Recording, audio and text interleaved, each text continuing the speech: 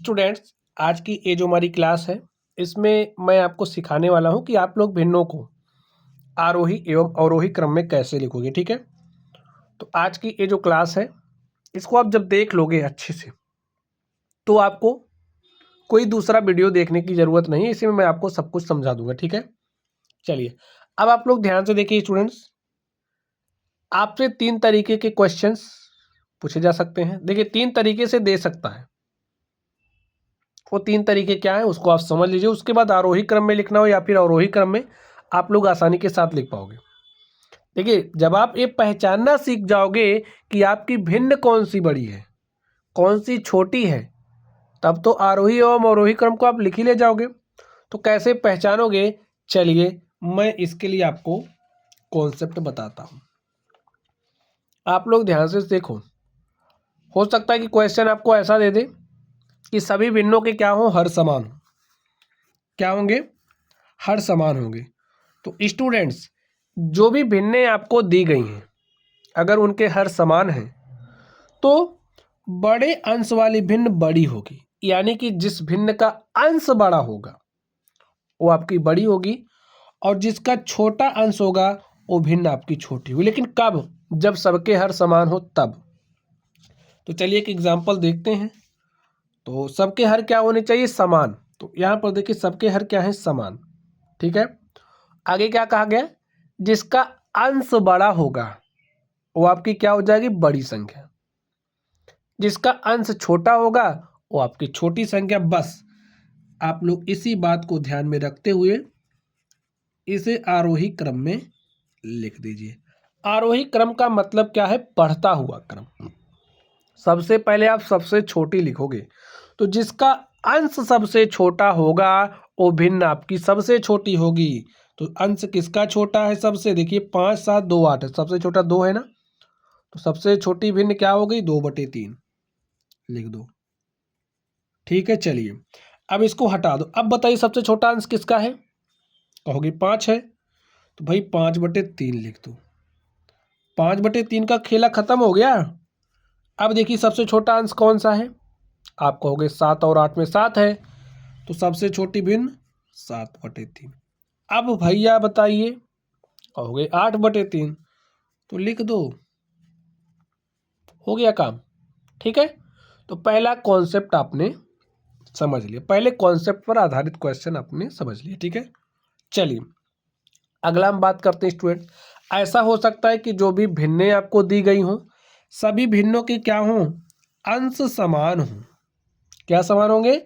अंश समान हो। और जब अंश समान होगा तो छोटे हर वाली भिन्न क्या होगी? बड़ी होगी।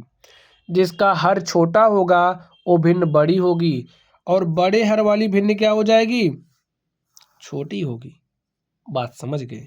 चलिए ध्यान से देखिए, जब अंश समान हो तो यहाँ पर आप देख सकते हो सबके अंश क्या है? समान है। तो अब आप देख करके ही बता सकते हो कि कौन सी भिन्न आपकी बड़ी है कौन सी छोटी है। तो देख करके आप बताइए। और हमें किस क्रम में लिखना है? अवरोही क्रम में लिखना है।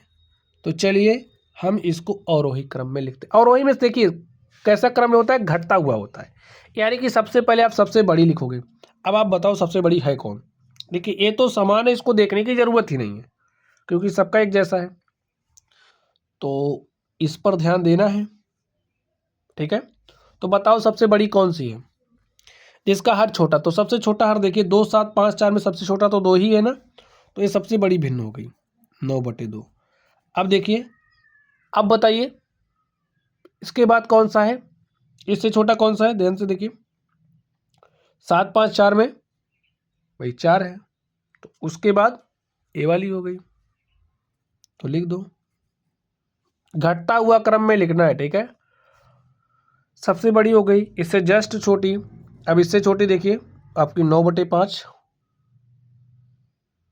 ठीक है स्टूडेंट्स, तो लिख दो इससे जस्ट छोटी और आपकी सबसे छोटी 9/7। जिसका हर बड़ा वो हो जाएगी छोटी, तो सबसे बड़ा हर इसका है तो सबसे छोटी ये हो गई। और आपको इसे अवरोही क्रम में लिखना था, आपने इसे लिख दिया है। ठीक है, अब स्टूडेंट तीसरा कैसा हो सकता है कि अब तक तो आपको अंश एवं हर समान मिल रहे थे, अब क्या होगा, ना तो हर समान होंगे और ना ही अंश समान होगा। ना तो हर समान होगा ना तो अंश समान होगा, तो इस स्थिति में आप संख्या को दशमलव में चेंज करके सॉल्व करोगे। बस सॉल्व करने का नियम समझ गए ना, दशमलव में चेंज कर दो। जैसे यहाँ पर 3/2 है, 2 से 3 में भाग दो, तो भाग दिया, 2 एक के 2 एक बार गया, दशमलव लगाया 10 हो गया, 2 पंचे 10। 3 से 5 में भाग दिया, देखिए 3 एक के 3, 2 5, 20 हो गया ना, दशमलव लगाया 20 हो गया, 3 छक्के 18 2 20, 3 छक्के 18 2 20, 3 छक्के 18 2 20। चलिए तो यहाँ पर आपके पास 7 ही है, 5 से 4 में भाग दो तो 0 बार गया, दशमलव लगाया 40 हो गया, 5 8 40। अब देखिए इसे आपको आरोही क्रम में लिखना है, तो चलिए हम लोग इसे आरोही क्रम में लिखते हैं। और स्टूडेंट्स आरोही क्रम का मतलब आपको पता है, बढ़ता क्रम, यानी कि सबसे पहले सबसे छोटी, फिर उससे बड़ी, फिर उससे बड़ी, लास्ट में सबसे बड़ी। चलिए तो बताइए सबसे छोटी कौन सी, यहाँ से देख करके बताइए। यहाँ पर 1 है, यहाँ पर भी 1 है, यहाँ 7 है, तो सबसे छोटी ये है 0.8। किसके लिए आया, 4/5 के लिए। तो सबसे छोटी भिन्न हमने लिख दी यहाँ पर। अब इससे बड़ी, तो इससे तो सब बड़ी है, लेकिन लिखोगे कौन, इससे जस्ट बड़ी, तो 1.5 1.6 है, ए वाली इससे बड़ी है ना, तो इसके बाद ए बड़ी है तो इसको लिखोगे। और इसके लिए क्या है, 3/2 है, तो इसके बाद आपका 5/3 आएगा, और सबसे बड़ी 7, अर्थात 7/1। 7/1 का मतलब 7 ही होता है। ठीक स्टूडेंट्स, तो प्यारे साथियों इस तरीके से मैंने आज की क्लास में आपको सिखाया क्या, भिन्नों को आरोही एवं अवरोही क्रम में लिखना है। तो चलिए आप लोग पढ़ते रहिए। Thank you.